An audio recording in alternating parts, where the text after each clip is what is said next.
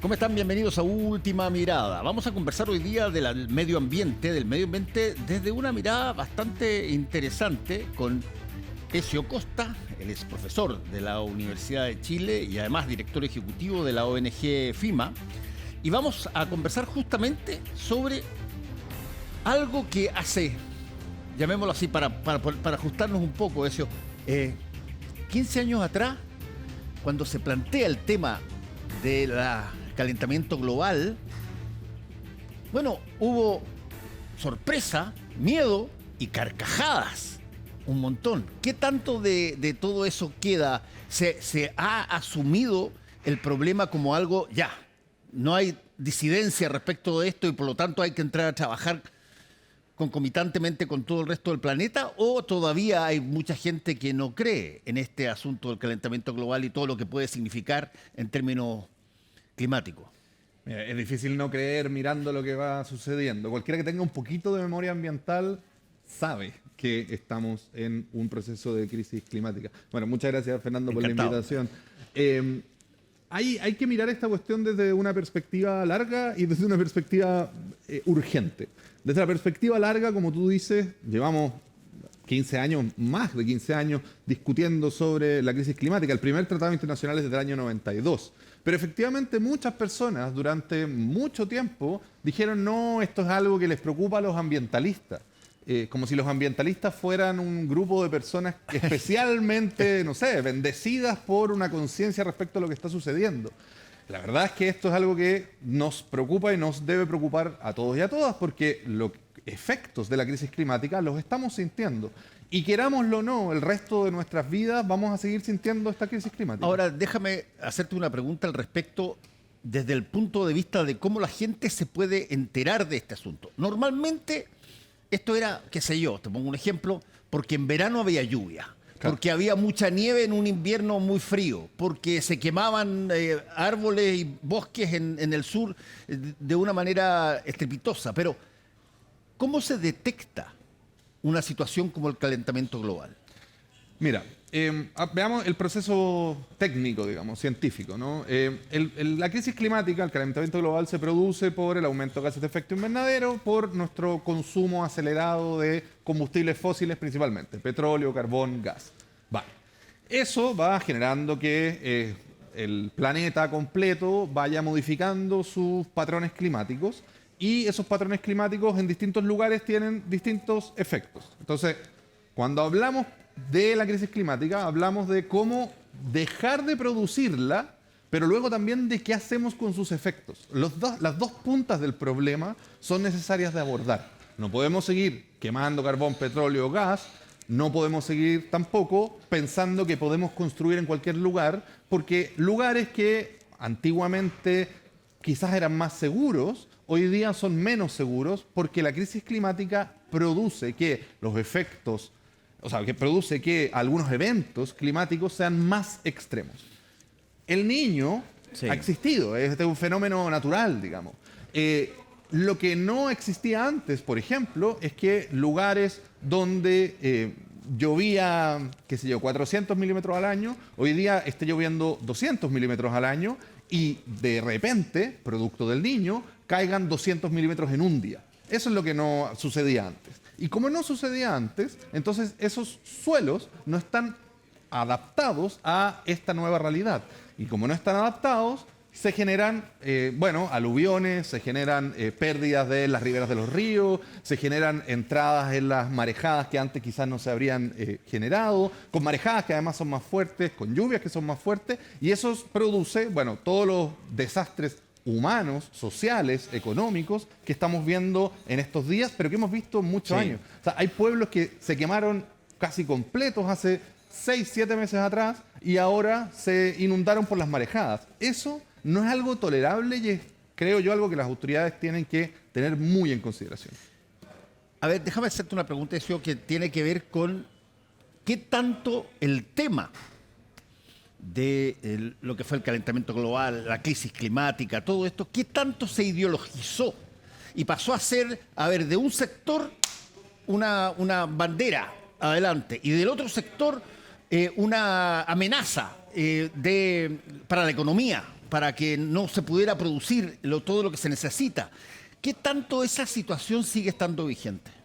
Está vigente, muy lamentablemente. Yo creo que esa ideologización proviene principalmente de quienes vieron que hacerse cargo de la crisis climática les significaba una pérdida. O sea, principalmente del sector de los combustibles fósiles.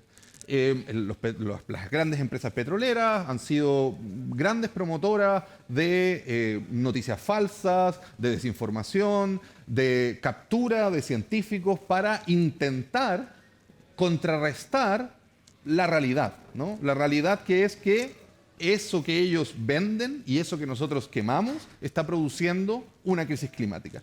Y entonces, al hacer eso, se permitió que se generara esta sensación de que hablar sobre la crisis climática, hablar sobre la necesidad de hacernos cargo, era algo que le pertenecía a un sector político. Eso no es verdad.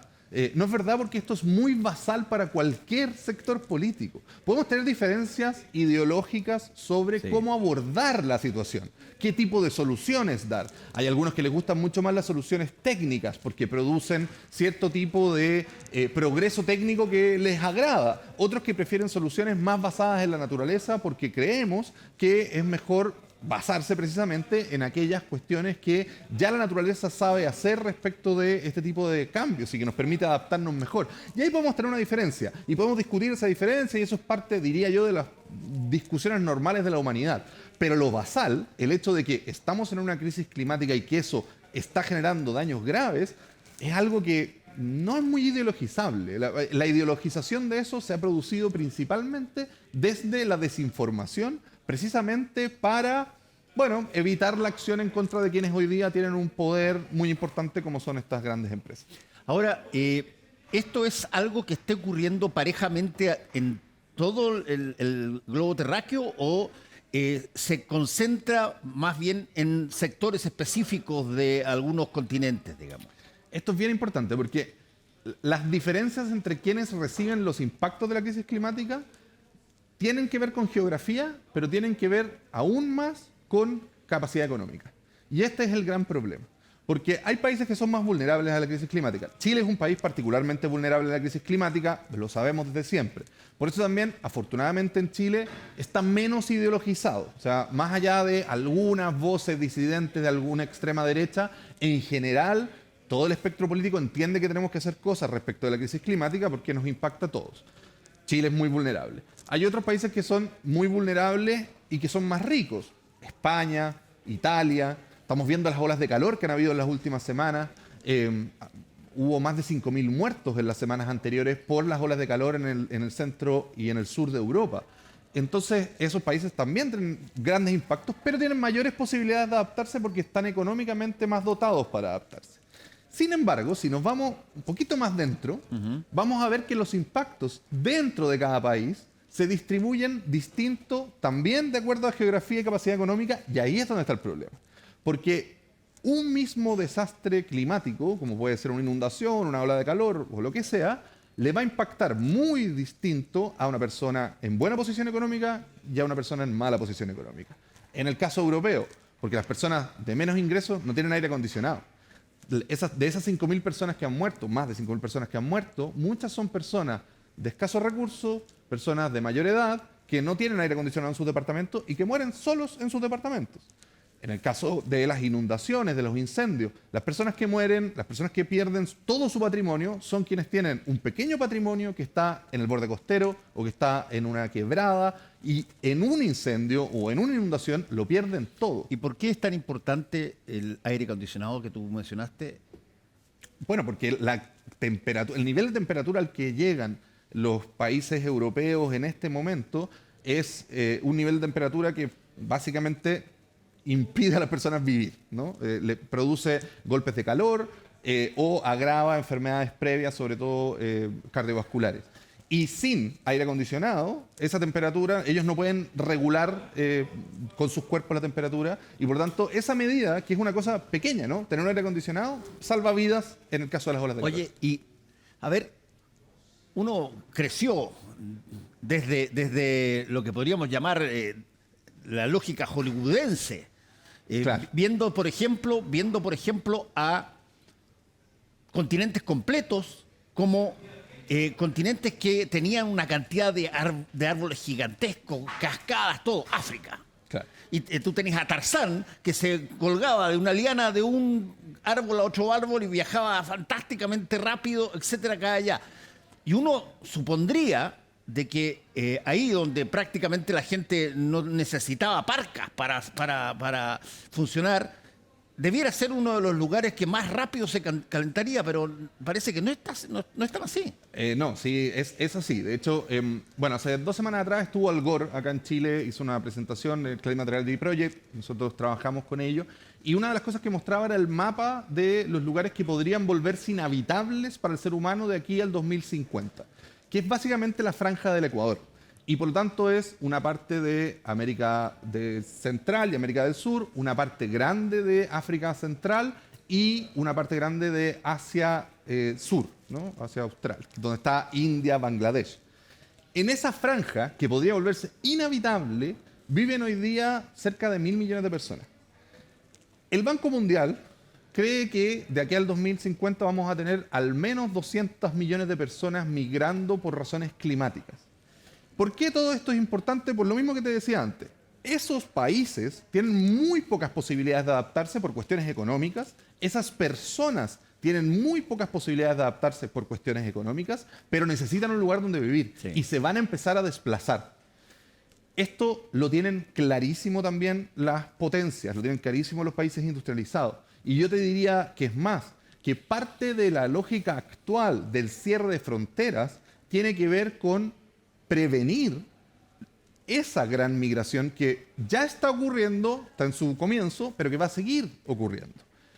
¿Qué vamos a hacer como planeta con todas esas personas? Es una pregunta muy urgente que no estamos contestando porque, como muchas otras preguntas, las hemos dejado debajo de la alfombra, dejando de pensar en una necesaria solidaridad de la humanidad y pensando mucho más desde cómo cierro mi propio país, cómo me hago yo de todos los recursos para yo mismo y mis amigos, porque ni siquiera son todos los de mi país, solo mis amigos millonarios, nos cuidamos de este Ahora, fenómeno. dime una cosa, Ezio. ¿Hay remedio para esto? Hay remedio. ¿Hay algo que pueda enfrentarlo desde un punto de vista que toda esta situación de temperatura, sea otra, sea diferente? ¿Existe eso? Hay muchos remedios. Hay que mirar cuál efecto en particular estamos hablando o cuál causa en particular estamos hablando. Pero hay muchos remedios. Técnicamente no es tan difícil hoy día pasar a una matriz de energía que sea de energías renovables no convencionales. En la energía solar, la energía eólica hoy día son más baratas de producir que la energía con combustibles fósiles. Pero vemos en el mundo una tensión gigantesca entre un bloque que quiere mantener esta economía fósil mediante guerras y otro bloque que intenta mover una economía basada en energías renovables no convencionales, que es un bloque que igual avanza en un camino que para mí no es el mejor, pero al menos sale de esta lógica de los combustibles fósiles. Eso desde el punto de vista de las causas. Hay causas que incluso son más fáciles de hacernos cargo. El metano, por ejemplo. El metano, que es un gas que produce mucho más impacto en términos del efecto invernadero que otros gases. Es un gas que se produce principalmente en los rellenos sanitarios, principalmente por los residuos orgánicos y por escapes en la extracción del gas y del petróleo. Esas causas son relativamente fáciles de abordar. Pero no tampoco lo estamos haciendo porque tienen algún costo. Y porque es un costo que cada país y cada lugar tiene que internalizar. Y luego están las soluciones desde el punto de vista de los impactos de la crisis climática, donde ahí tenemos cientos de distintos impactos y cientos de distintas soluciones, pero que existen. Por ejemplo, hacer ciudades más resilientes, hacer ciudades que sean capaces de absorber el agua, dejar de construir en el borde costero, hacer mejor planificación, dejar de permitir ciertos tipos de proyectos que van destruyendo la capacidad de los territorios para adaptarse a la crisis climática. ¿Qué nos encontramos? Que cada una de esas soluciones, como son atomizadas, cada una de esas soluciones se encuentra con su propia barrera. Y entonces cuando decimos, miren, hay que hacer un plan de adaptación al cambio climático, un plan de ordenamiento territorial y luego cumplirlo, bueno, saltan algunos medios de comunicación, algunos líderes de opinión a decir, "Oh, es que la permisología impide el progreso".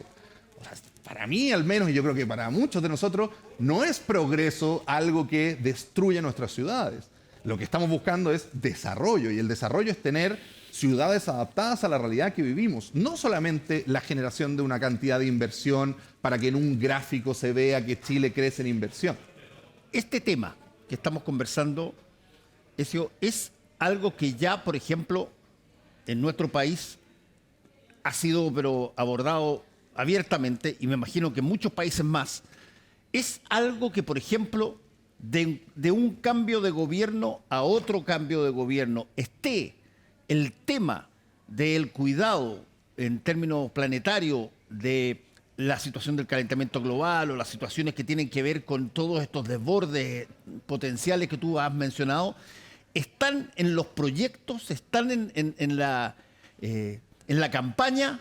¿Es algo que se esgrime como una bandera importante o todavía básicamente se ganan las competencias solamente por, qué sé yo, si me gusta o no me gusta tal candidato? Mira, han habido momentos y momentos. Hubo un momento en que estaban todos los candidatos presidenciales al menos sobre el tema. Y han habido momentos en que solo algunos lo tocan y otros no lo tocan. Este momento es particularmente complejo porque este momento, la ola de ultraderecha que ha tomado el poder en el mundo, no solamente empuja una visión del mundo que sigue muy apegada a los combustibles fósiles, sino que además en general se pliega a los intereses de la hegemonía de Estados Unidos, y Estados Unidos hoy día con Donald Trump claramente no le interesa los impactos de la crisis climática, sino que le interesa segurizarse a sí mismo como Estado y seguir explotando lo que pueda los combustibles fósiles. Entonces hoy día es un momento complejo. Sin perjuicio de eso, en países como el nuestro, los gobernantes están obligados, no solamente por una cuestión moral ni política, están obligados por una cuestión fáctica a hacerse cargo. La megareforma, por ejemplo. La megareforma, que tiene un montón de puntos negativos a mi juicio, creo que es una muy mala cosa que se haya aprobado, pero la megareforma parte de la idea de que hay que reconstruir las ciudades y pueblos destruidos por los incendios forestales de hace algunos meses atrás. Esa es una idea razonable.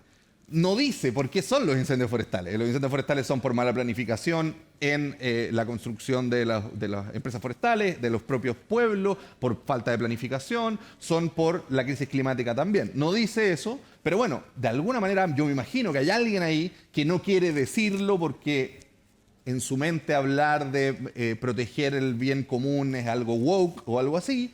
Ok, que no lo diga, que hable con las palabras que quiera, pero que lo hagan, ¿no? Que pongan entre sus prioridades proteger el futuro de esos lugares para que no se vuelvan a destruir. Vamos a tener que reconstruir buena parte de la región de Coquimbo que ha sido dañada por los últimos temporales. Esa reconstrucción, si no se hace pensando en la adaptación a la crisis climática, va a ser un malgasto de recursos absurdo porque va a volver a destruirse los mismos lugares.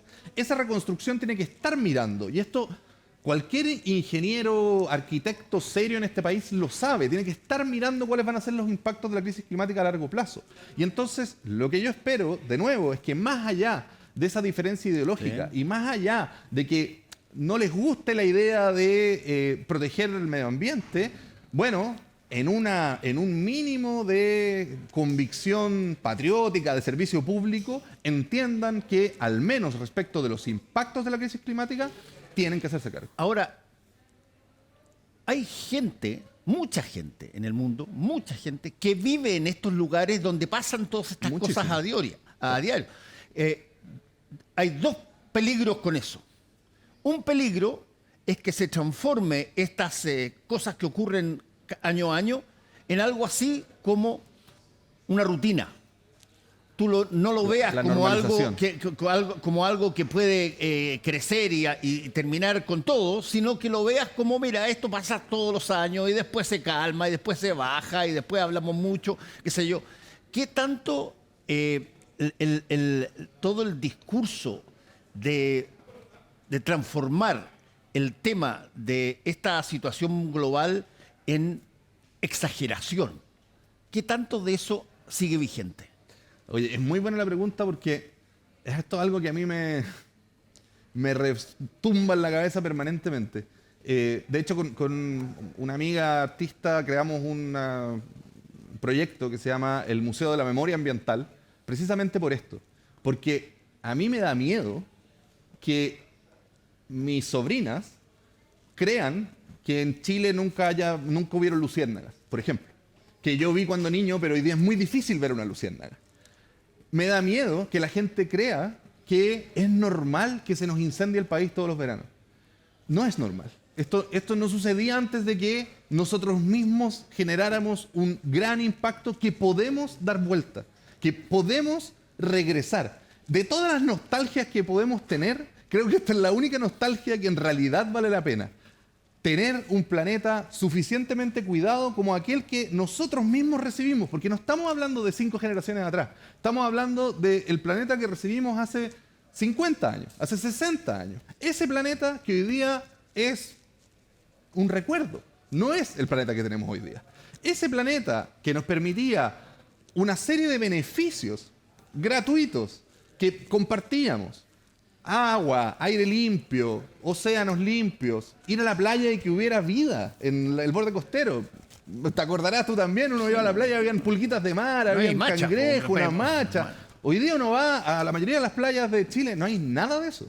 Y eso no es solo la crisis climática, son los impactos ambientales en general que hemos producido. Entonces yo espero que las generaciones que van naciendo y creciendo no crean que recibieron algo que siempre ha sido así y normalicen la idea de una vida sin certezas respecto de nuestra relación con la naturaleza. Tanto se habla de la certeza como algo importante, pero la certeza para las inversiones. Y bueno, ¿qué pasa con la certeza para las personas? Una certeza tan basal como saber que tu territorio tiene un ciclo que se va cumpliendo. Una certeza que por miles de años hemos tenido los humanos, la estamos perdiendo y además de perderla, estamos, como tú estás diciendo, normalizándolo. Bueno, y te quiero preguntar desde ese punto de vista, a ver, ¿cómo se mira entonces el futuro y el presente y el futuro de, por ejemplo, las ciudades? ¿Ah? Porque, claro, uno nació en un pasaje, y caminaba 2 cuadras y había una plaza, jugaba a la pelota, ponía 2 toallas ahí, ese era el arco y jugaba y todo eso. Bueno, todo eso se acabó. O en buena parte se acabó, tienes que ir a un lugar específico, a una cosa.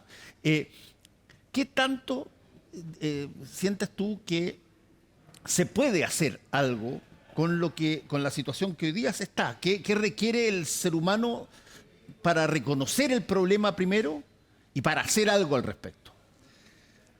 A ver, es la pregunta como para empezar un gran libro, ¿no? Pero ¿se pueden hacer cosas? Se pueden hacer cosas. ¿Se pueden hacer cosas de manera individual? Pocas. Yo tengo aquí mis diferencias con varias personas que creen que esto es una necesidad de despertar de la conciencia. Yo considero que es muy importante que seamos conscientes de esto, pero creo que ese es un primer paso para una acción colectiva. Porque lo que tenemos que hacer es modificar ciertas estructuras de vida, no solamente nuestra acción. Por supuesto, tenemos que llevar a cabo nuestras acciones individuales. Usar lo menos que se pueda, los combustibles fósiles, hacer un compost. Esa es una de las medidas chicas que más impacto tiene, hacer un compost para que haya menos residuos orgánicos. Andar en bicicleta y en otros medios también es la segunda que tiene buenos impactos, y podemos encontrar otra, el reciclaje, qué sé yo. Bien, acciones individuales. Pero mucho más importante que eso es que cambiemos estructuras que permiten que esto siga sucediendo, para frenar lo que está sucediendo, ¿no? ¿Y qué significa eso? Significa cambios bastante grandes, pero que están en curso. Y ahí es donde reside parte de mi esperanza. Parte de mi esperanza reside en que yo veo ese curso que se está llevando y esa tensión que hoy día existe. Te la mencionaba antes. Existen estos 2 bloques en el mundo disputándose la energía. Y la energía es fundamental para el crecimiento y desarrollo de los países, pero es aún más fundamental para la mantención de las condiciones de habitabilidad del planeta. Y entonces, Si esa tensión se resuelve a favor de las energías renovables, vamos a tener un futuro donde va a empezar a bajar la cantidad de gases de efecto invernadero y por lo tanto vamos a empezar a devolver cierta calidad al medio ambiente. Pero lo mismo pasa con otros tipos de decisiones. Si las estructuras sociales empujan que cualquiera que quiera hacer cualquier tipo de proyecto en cualquier lugar lo haga simplemente porque tiene plata para hacerlo, estamos jodidos. Las estructuras sociales deberían empujar más bien, y aquí voy al principio de tu pregunta, que haya una planificación rigurosa de cómo se van a hacer las cosas para que podamos, el que tiene la plata para hacer un proyecto, hacer su proyecto, pero de una manera compatible con un país donde podamos vivir. Entonces, tener planes de acción climática, tener planes de ordenamiento territorial es esencial. Y me imagino, para terminar, me imagino que esto no es algo que solamente lo deba hacer un país. No, todos al mismo tiempo. Todos al mismo tiempo y cada uno dentro de sus posibilidades. Esto lo dijo la Corte Internacional de Justicia, tan vapuleada ahora también por los mismos, pero la Corte Internacional de Justicia el año pasado sacó una opinión consultiva muy importante diciendo cuáles son las obligaciones de los estados frente a la crisis climática. Y primero que nada dijo, aquí nadie puede decir esto no es responsabilidad mía. Todos los estados tienen obligaciones y sus obligaciones están claras en el derecho internacional. Y entre esas obligaciones, usar la mejor ciencia disponible, algo que estamos al debe cuando se pone en duda, por ejemplo, la crisis climática, cooperar con los demás países, proteger los derechos de las personas con una debida diligencia reforzada, o sea, con un estándar de diligencia más alto que el que teníamos antes. Hay que leer ese tipo de sentencias, hay que leer ese tipo de documentos y cumplirlos. Estamos en un mundo que tiene ciertas estructuras que sí sirven para derrotar, digamos, estos problemas. Pero bueno, hay que seguir esas estructuras y no anclarnos en ideas económicas de los años 70 y seguir discutiendo esas cosas. Ezio Costa, muchas gracias por haber estado con nosotros. Este es un tema que partió, tú lo dijiste muy bien, hace 30, 40 años con fuerza. Hoy día está, pero ya en todos los colegios, por lo menos se habla de este tema. Y desde ese punto de vista, me parece que es algo que vamos a tener que conversarlo muchas veces hasta que uno se sienta con la capacidad de dominar el tema. Déjame contarte una anécdota muy pequeña. Hay una elección en Inglaterra, no sé si la has seguido, que hay un congresista de extrema derecha que se está representando en la elección, Nigel Farage, y contra él los partidos no quisieron presentarse y se presenta solo un personaje, que es un hombre con una cuestión de basura en la cabeza, Count Beanface. Y entonces, entre sus medidas, que son puras cosas muy básicas y muy chistosas, una de las medidas es, a quien dude de la crisis climática, lo vamos a mandar a hacer al colegio de nuevo. Para que aprenda de nuevo, porque claramente esta es una persona que no tiene educación básica. Bueno, pero hay de todo, incluso sonrisa y un poco de humor al respecto. Así es. Muchas Gracias, gracias, Fernando. Ezio, por haber estado con nosotros. A todos ustedes, muchas gracias por su sintonía. Nos encontramos mañana.